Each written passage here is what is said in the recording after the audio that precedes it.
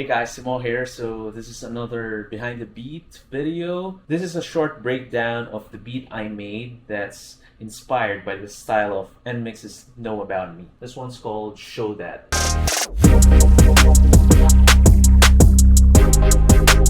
I was actually preparing to break down the Sulgi type beat I made because the first time I checked the poll, it was the most voted, but now when I checked it again, it's already the NMIXX type beat. Luckily, they didn't go really very experimental on Know About Me compared to OO and Dice. Don't get me wrong, I like those songs. I love those songs with the crazy changes, but if ever they did that on Know About Me, I probably won't be able to make a beat in the style of that because those experimental songs they make, they are so unique that if I make a beat in the style of those, then it's hard to separate the reference track from the beat I made. I don't want to make 002 or Dice 2.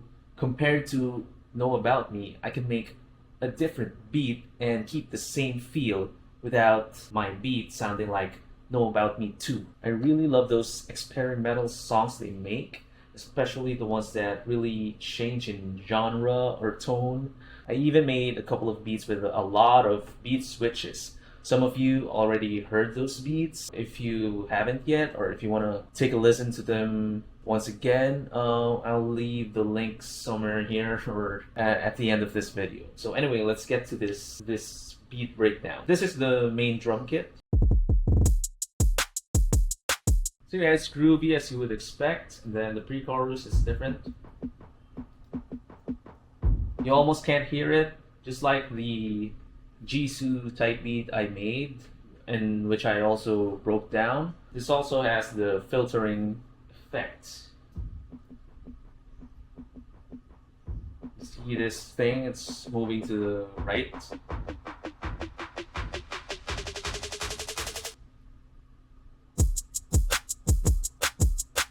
Basically, I took away a lot of the high frequencies to make it sound muffled, and I slowly opened it until it sounds normal again.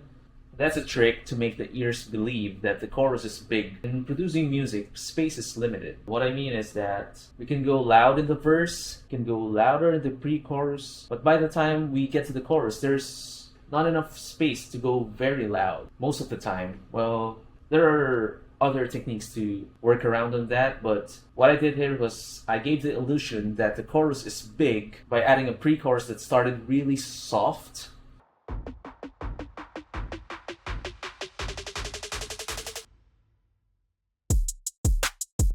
So you see the chorus sounded big when in fact it's just the same as the verse. This is the chorus. This is the verse. You see there's no difference in the drum kit. Other than the muffled effect, I also added a break that also makes the chorus sound bigger because we came from silence and then boom. They also did that in the reference track. Okay, that's something that's pretty commonly used. Next one is I have a snare layer.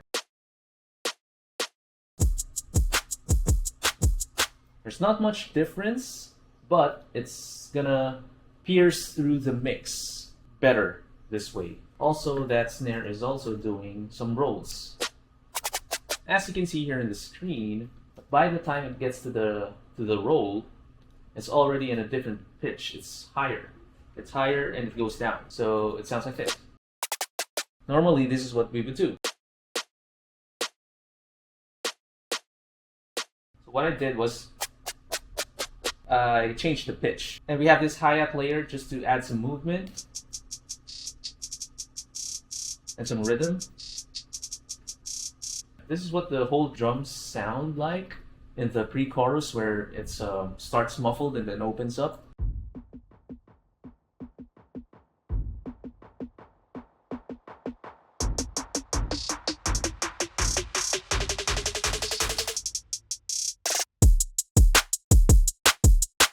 We have the glitch percussion. I don't know what to call it, but it sounds like this.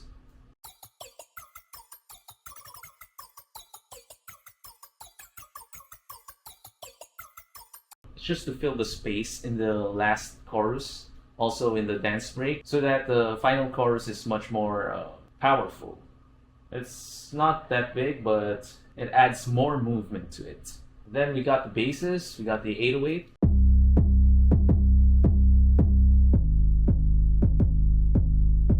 All of you are familiar with that sound already, probably, especially in rap parts. And I also have this synth bass, which is long. What I mean by long is that the notes are held down for a period of time. Compared to this one, the 808, so it's snappy, it's a bit plucky, but this one is just long.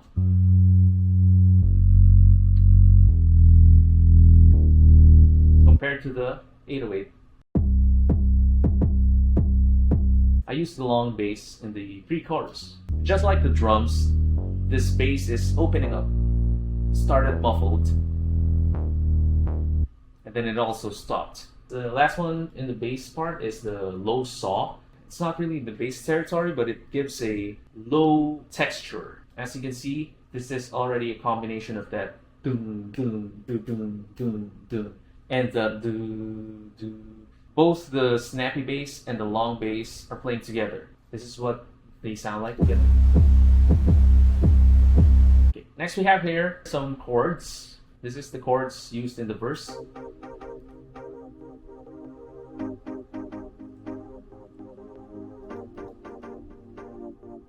There's some processing made here, as you can hear. And then in the chorus we have the same chords, but the tone, the character of the keys or the synth being played is different. It's much brighter, it's much in your face compared to the one in the verse. The verse sounds calm, sounds cool, just chill. And then in the chorus it's bigger, it's wider.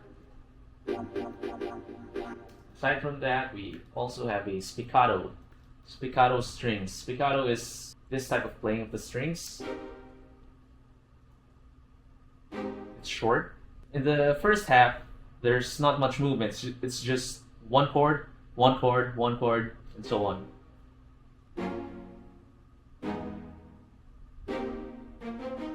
Now there's movement. Second half.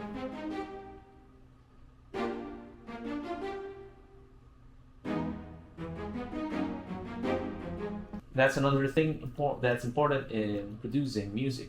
You gotta switch things up even in small ways just to keep things interesting. Because if I just do this for a long period of time, it's gonna sound boring. The listeners are just gonna skip the song. That's why later on I added the movement.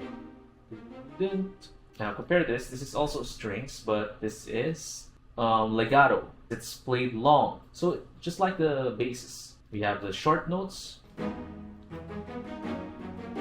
We also have a long type of strings. In this case, I added some pump. This is similar to what I did in my last breakdown, the Chisu type beat. It's pumping. It sounds like it's sucking the sound. And it's opening up. The muffle is going away. And then we also have some high chord layers. So it starts in the second half of the verse, just like what I mentioned before, because I don't want the verse to sound the same all throughout. I want to change something. So in the second half, I added this. It's just a layer of high chords. Then we also have piano. So yeah, these are just chords. This is for the pre-chorus only. The piano is here so that there are organic elements in the beat. K-pop beats or K-pop songs are always a combination of electronic and organic or live instruments. And in this case, we have the piano for that. Also the strings, by the way. So aside from all those synthesizers, we have this piano sound.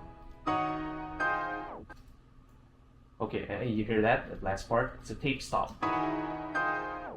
So it's slowing down things that makes it sound like it was swallowed. Take a listen again. We have a glide lead here.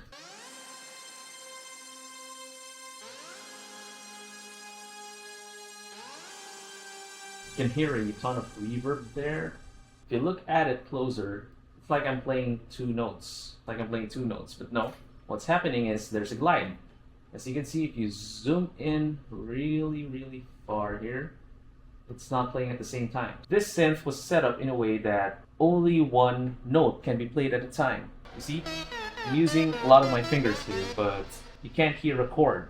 So what's happening? It's gonna move the previous note to the latest note. It's gonna slide it there. It's gonna glide it to the next note. So if I'm gonna press this one, and I'm gonna press this one, they are different notes. But if I'm gonna overlap this, so meaning I'm not gonna lift my finger and I'm gonna press the other note. So what happened there? The note slided. It went from here to here. So it passed by all these notes and all the microtones in between. So instead of, if I hold this long enough, it's gonna go there. And if I release this finger, it's gonna go back here. So whatever's the last note that you played or that was left playing, the previous note will slide going there. It depends on the synth you're using. Most of the time it's called portamento, but if not, then read the manual of your synth and you'll find the alternative term for that. But mostly it's portamento. I also have that glide lead towards the end. So there are wider steps here. You see, this one they are close, and then in this one they are farther. The distance is farther, so it's very low and then goes very high. This one's just one octave, and this one looks like 2 octaves. You hear that glitchy stutter? It's not here in the instrument, but it's right here in the submix track. It's actually just an Ableton native audio effect. It's a beat repeat audio effect. So what I did is I placed it on everything here except the sound effects. So everything's gonna stutter together. And this is what it sounds like. I'm gonna mute the effects. The last chorus, by the way, but a bit bigger. Then here's the stutter.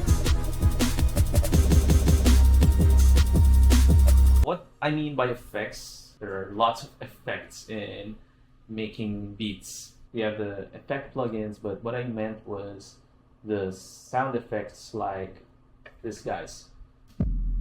Yeah, those impacts, those slow hits, and the reverse hits.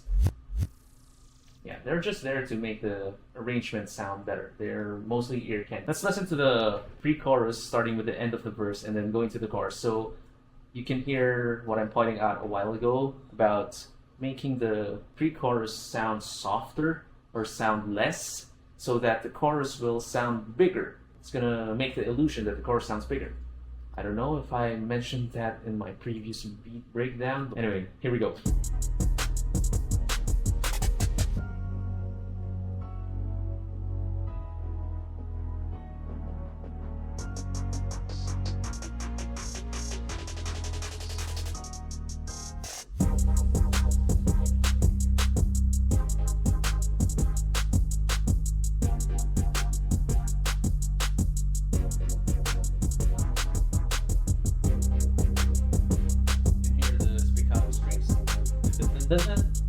Dance break. Yeah, we have a different drum pattern here, by the way. The more energetic half. Then again, got the glitchy percussion. And the final chorus, the slightly bigger one. Here's the light thing. So yeah. That's basically it. That's a short breakdown of this beat. So I hope you had fun and I hope this helps if you're learning. If you want to use the beat, I'll just leave a link here or at the end. So yeah, there we go. Stay tuned for more of my beats and more of my beat breakdowns. Hopefully I get to make more of these types of videos in the future. And stay tuned to my polls because I'm gonna ask there probably what beat I will break down next. So yeah, see you around. Bye.